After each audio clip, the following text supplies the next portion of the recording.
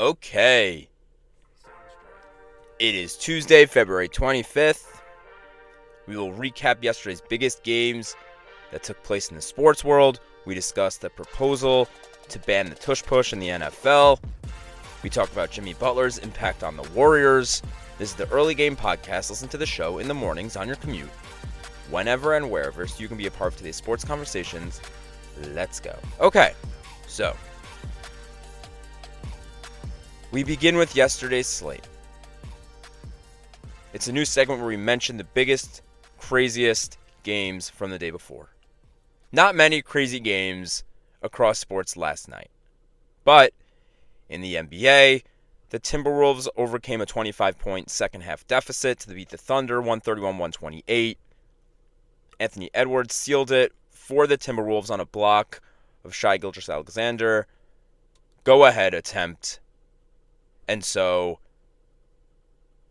this was the game that was dramatic last night in sports. Again, not much going on. We're in that time of year, right? We're in the awkward interim between the end of football season, March Madness, the beginning of baseball season, kind of where these NBA games and these NHL games are a little bit humdrum for the next couple months. And so things kind of start heating back up again in the sports world come April time. But this was the game last night that people were talking about. This was the game that was going somewhat viral. And the thing that it made me think of was, how far can Anthony Edwards take this Timberwolves team? The first year without Cat, without Karl Anthony Towns. It's their new look. It's a look where Anthony Edwards is asked to lead this team by himself. And so they're the 7th seed in the West, and they beat a great team. A great team. But it makes you think, which teams in this West have a real chance? Can teams like the Timberwolves, like the Los Angeles Lakers, can they make runs come playoff time? And in my heart of hearts, when I'm thinking about this, when I'm relying on my gut, I look at a team like the Timberwolves, I look at a team like the Lakers. I close my eyes and I imagine a playoff series. And in the case of the Lakers, I imagine LeBron and I imagine Luka going on the road and being able to take care of business. Specifically in the case of the Lakers, I imagine that the cohesion necessary to win playoff games and to gain chemistry after a trade like the Luka trade makes it so that you can beat just about anybody come playoff time. On top of that is the fact that there's no, in my mind, dominating force in the Western Conference.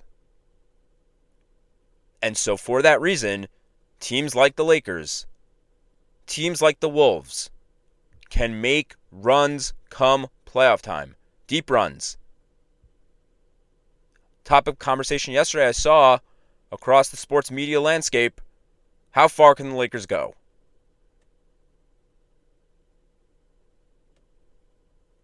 It's interesting when it comes to the Lakers, and we're talking about teams that can make noise in the Western Conference after the Timberwolves were able to beat the number 1 seed Thunder last night.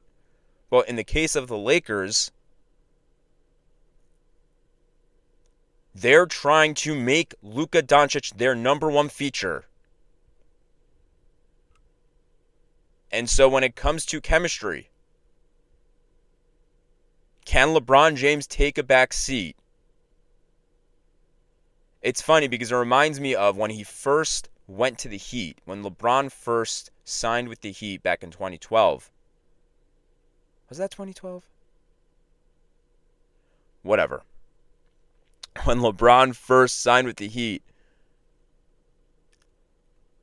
and it was with Chris Bosh, and Dwayne Wade was already there. The question was, can LeBron take a back seat to Dwayne Wade? That was the optic. The optic, and I remember there was a Sports Illustrated cover where everybody made a big deal that Dwayne Wade was the one in the center of the three, and he was the number one of the big three, and it was his team still. And so I wonder when it comes to this Laker team, and they are trying to gain chemistry come for a playoff run. Is LeBron going to be able to step aside for Luka, who they're saying is the new number one option on this team? Or will this be a situation where LeBron ultimately is the 1-1, is the 1A? And so again, we're in a situation where there is no clear frontrunner for the Western Conference. I truly believe that. There are a lot of teams who can make noise come playoff time. This isn't going to be a classic situation where one team is dominant over all others and will win the conference. Reminiscent of last season, by the way, with the Western Conference, where there was parity come playoff time. And so can the Timberwolves, can the Lakers make noise come playoff time for the NBA? Okay, that was yesterday's slate. That's all we had. Let's move on. And we move on to the NFL. And it's the time of year in the NFL where we get new rule proposals from teams trying to enact rules for next year's NFL season. And all season, people were talking about one specific rule that was going to get a proposal to ban for the 2025 season. And that play is the tush push. The classic signature play of the Philadelphia Eagles.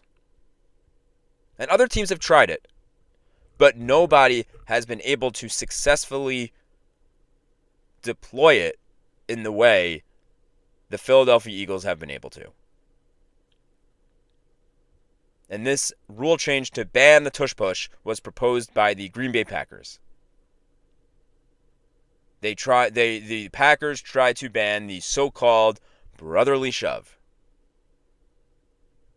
Anytime the Eagles are in some sort of short yardage situation on a late down, frankly, on any down, they will line up their quarterback with players behind him, bunch up their offensive line, and push Jalen Hurts over the line.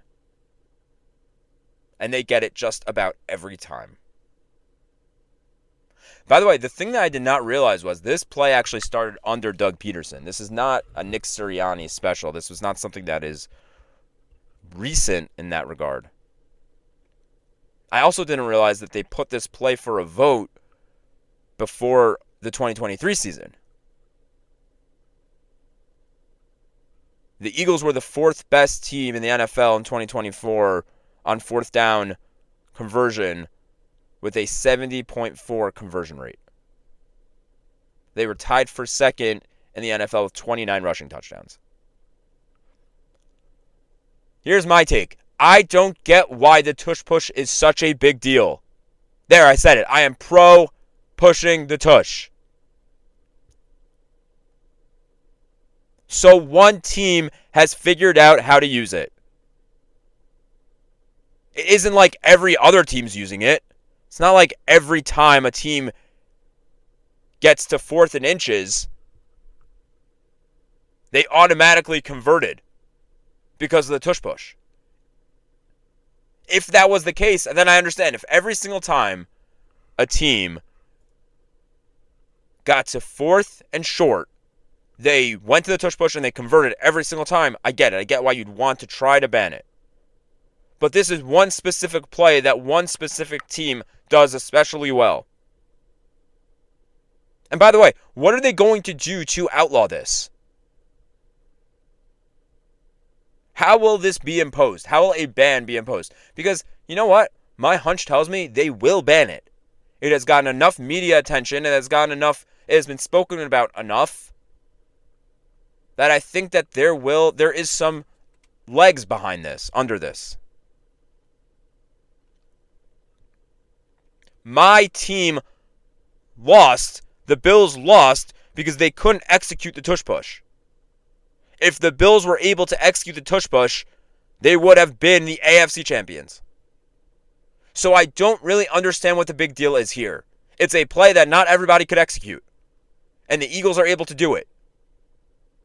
Find a way to stop them. Keep the tush push. Make sure everyone's lining on sides. How about let's work on that. Go look at the tush push plays. One of the reasons why it works so well is because most of the time the Eagles are lining up off sides.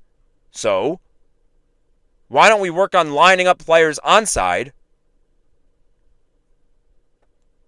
instead of trying to ban this? And by the way, the thing that kind of bothers me about this is there's nothing. This isn't a new concept in football.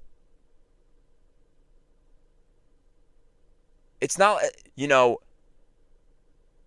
it's not like why can't we be focusing on the Patrick Mahomes slide where right before he's going to get hit, he slides so that he can get a roughing the passer. It's not like that where it's taking advantage of a rule. Running the football has been around since the dawn of football, since the dawn of time. Just because the Eagles have figured out a way to do it efficiently on fourth down and short, I don't think is a reason to ban it. They've mastered the technique of short yardage plays. They're not taking advantage of some rule that now needs to be outlawed. Yeah, let's focus our attention on reframing roughing the passer then. Let's focus on that. Instead of focusing on Jalen Hurts getting first downs, how about let's focus on Patrick Mahomes magically getting 15 yards every time he rushes the football himself. Let's focus on that.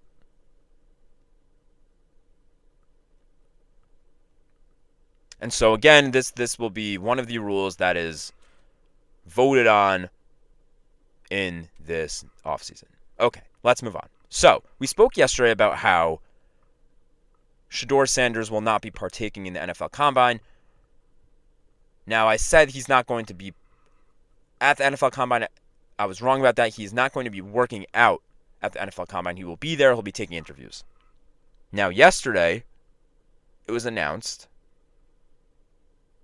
that Abdul, Carter, and Ashton Jeanty also will not partake in the workout. From an article from The Athletic, Carter joins a couple of this year's other top prospects in opting not to work out at the Combine. Colorado quarterback Shedeur Sanders and Boise State running back Ashton Jeanty are both not expected to participate in on-field drills at this week's event, including the 40-yard dash, vertical, and broad jumps, and other position-specific drills. And so this makes me think that we might be seeing the end of the NFL Combine as we know it. We are on that path. I think that there's a good chance that workouts at the NFL Combine are going to end altogether. Players want to show their talents on their own terms.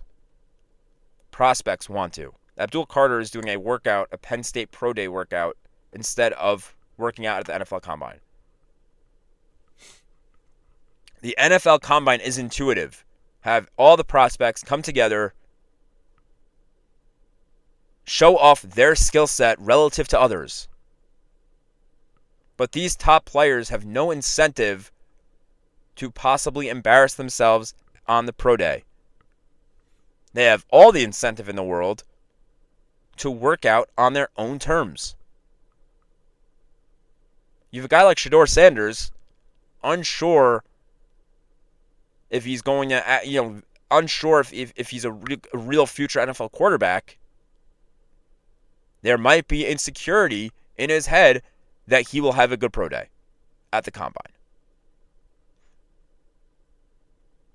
And so to me, it makes sense that a guy like him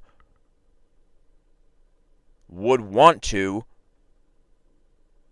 have a workout how he wants to work out and show teams his skill set how he wants to show teams his skill set.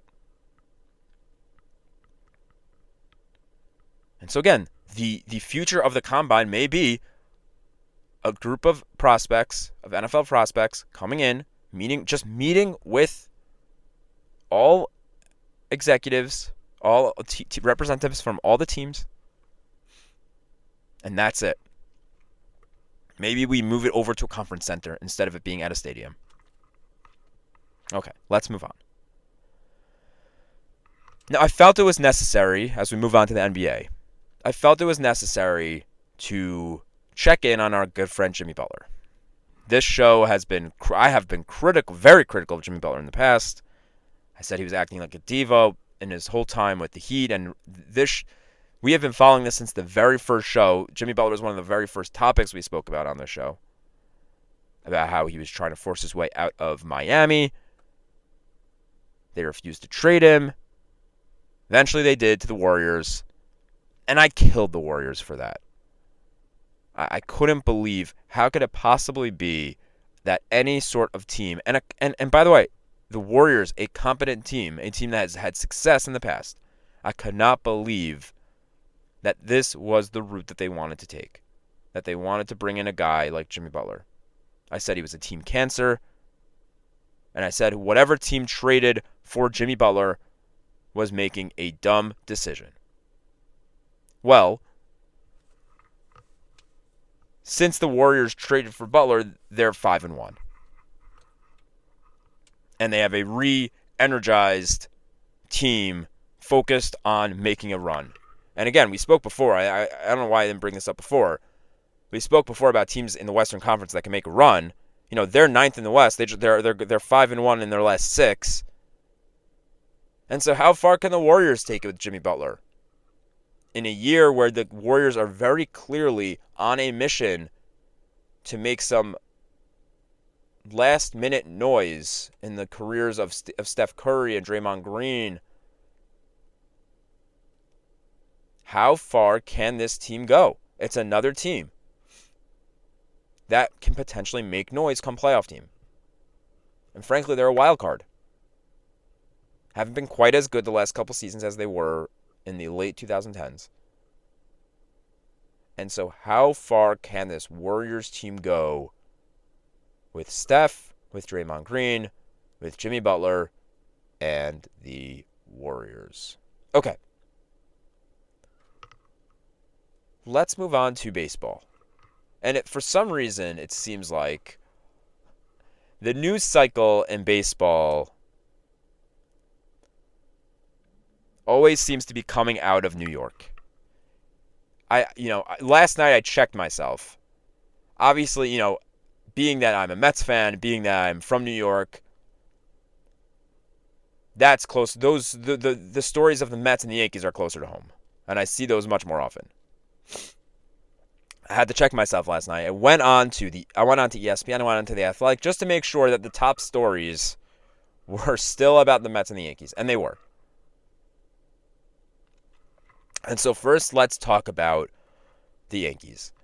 And one thing that we spoke about last week was Ginacarlo Stanton was shut down. They weren't sure what his status would be. He had injuries in both of his elbows. And so yesterday, Aaron Boone spoke to the media, and this was a quote from Brian Hock on Twitter. He is a Yankees beat writer. And this is what he said regarding what Boone said. Speaking in Fort Myers, Yankees manager Aaron Boone confirmed Ginacarlo Stanton is in New York. But the situation is, quote-unquote, personal in nature, and going to leave it at that for now. That's all I can comment on that. The Yankees here are in a lot of trouble, in my mind. A lot of trouble. I mean, right now, let's put to the side the injury for a second. that leaves them with pretty much Dominic Smith as their best option as a designated hitter. And a lot of what's spoken about the Yankees over the next couple weeks will be, what did they do to replace Juan Soto? Not even just that. How does this lineup and roster compare to last season when they went to the World Series and ultimately lost? And so, yes, I understand you added Max Fried. And we spoke about this. You added Max Fried, and your rotation is now more of your highlighted facet of your team. But that doesn't mean, just because we added value in the rotation, that they're not going to run into issues if their lineup is shoddy. And I'm telling you now, if Dominic Smith is in your opening day lineup, you're in trouble. You are in trouble. It might be time to start thinking about more permanent replacements for Ginacarlo Stanton. Players who can jump into your DH spot in the lineup on a more permanent basis. This sounds like Stanton is going to be out for a long time. When you bring up personal issues in a statement like that, it doesn't scream that this is going to resolve itself fast. It screams that we're not going to be seeing Ginacarlo Stanton in the Yankees lineup for a very long time. And this point was brought up to me, and it's a fair one. Ginacarlo is excellent in the playoffs, and last year he really shined come playoff time, and was sort of not as much a factor in the regular season. Not as much of a factor. And so, the question becomes, will this be moot if the Yankees can play well enough in the regular season to make the postseason and get Ginacarlo back and healthy come October? We will see. We will see what the Yankees decide to do when it comes to their DH spot, and we will see what they decide to do when it comes to the health of their slugging designated hitter. And so I mentioned that we had news for both New York teams, and the news for the Mets was possibly worse. And that was that Sean Manaea is going to likely start the season on the IL with an oblique strain. And so last week they got news that Frankie Montas was going to start the season injured, and now they have their second starter that will be injured to start the year. Carlos Mendoza said that Manaea will not receive any injections for his oblique strain. This is what SNY tweeted. And that this type of injury, quote unquote, heals quickly. Look, I love Carlos Mendoza, but don't go and say that an oblique injury heals quickly. You can think that. You don't say that, especially when it comes to the Mets. Everybody's out there saying that the Mets need to go get a guy like Jose Quintana. Now, I'll admit, I am a David Stearns lover, a David Stearns apologizer. I think that he put on a masterclass last season of baseball operation, of running a team, of running player transaction. And so I look at this as they will piece it together the exact same way they did last year. They have depth. I think that they specifically target certain types of pitchers that they think they can get more value out of. And so when everybody's sending me Griffin Canning, that he's horrible, blah, blah, blah, blah, blah, I'm thinking to myself, this might be a diamond in the rough that Jeremy Hefner, their pitching coach, or David Stearns thinks that they can get better quality out of. Same thing with Paul Blackburn. And we see Tyler McGill in this spot every single year where he has to make spot starts for injured pitchers. The beauty of being a fan of a David Stearns run team is I don't get stressed out. The only thing that really stresses me out is listening to fans of this team. Besides for that, I sit back, I relax. I'm excited. I love Sean Manaea. Get healthy. Do what you need to do to get healthy. Same thing with Frankie Montas. Get healthy. I cannot wait for this season. I cannot wait for the weather to turn. We're starting to feel it, even though I saw next week it's supposed to get below 20 again here in Queens, New York. It's starting to feel a little warmer. Baseball season's in the air. March Madness is coming up. We've got a lot of fun things to look forward to, but that is a show. Thank you for listening. Comment, like, subscribe on YouTube, follow on X, follow on Spotify. This is the Early Game Podcast. We will be back tomorrow. Have a wonderful day.